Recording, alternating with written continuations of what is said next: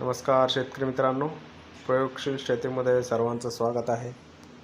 यावर्षी बऱ्याचशा शेतकऱ्यांना 2021 साली प्रदर्शित झालेली या ठिकाणी गोदावरी BDN 2013/41 ही व्हरायटी या ठिकाणी खरेदी केलेली आहे. तर शेतकरी मित्रांनो, आपल्याला यावर्षी ते बियाणं मोठ्या प्रमाणात अवेलेबल झालेलं आहे.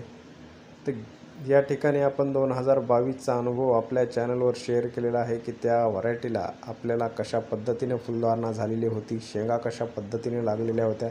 तर शेतकरी मित्रांनो, पुढील वर्षी आपल्याला एक अजून नवीन व्हरायटीचं या ठिकाणी बियाणं उपलब्ध होणार आहे. ते आहे रेणुका नावाची व्हरायटी. हिचा जो रंग असेल तो लाल असेल आणि मर व वांज रोगास ही पण अतिशय या ठिकाणी प्रतिकूल असेल. त्यामुळे जी आपण आता गोदावरी BDN 2013/41 ही जी पांढऱ्या रंगाची तूर या ठिकाणी पेरत आहोत, त्याचप्रमाणे चांगलं उत्पादन देणारी रेणुका ही सुद्धा व्हरायटी आपल्याला पुढील वर्षी बियाणं उपलब्ध होईल. हिचं जे प्रसारण वर्ष आहे ते 2022 आहे.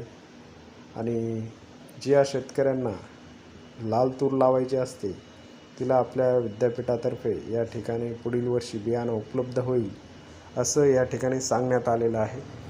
जे काल 18 मे 2024 रोजी वसंतराव नाईक कृषी विद्यापीठ परभणी येथे झालेल्या या ठिकाणी वर्धापन दिनानिमित्त झालेल्या कार्यक्रमात या ठिकाणी आपल्याला ही माहिती मिळालेली आहे. आणि एकूणच चांगल्या पद्धतीचे बियाणं आपल्याला उपलब्ध होतील.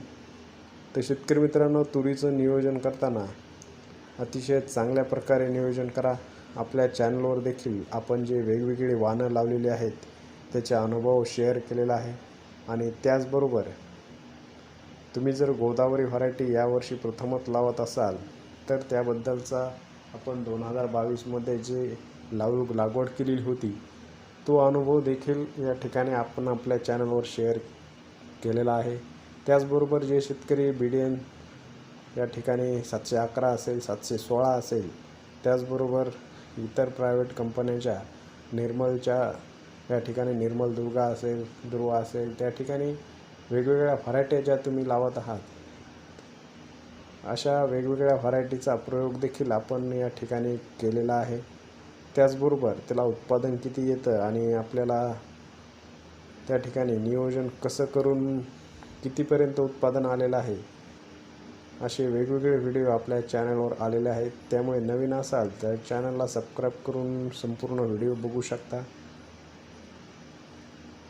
तूर सोयाबीनमध्ये या ठिकाणी सोयाबीनमध्ये तूर म्हणून आंतरपीक घेत असताना आपल्याला अंतर हे व्यवस्थित ठेवणं महत्त्वाचं आहे.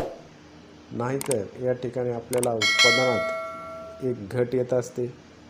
आता त्या ठिकाणी अंतर किती ठेवायचं त्याबद्दलचा संपूर्ण व्हिडिओ आपण लवकरच या ठिकाणी शेअर करणार आहोत.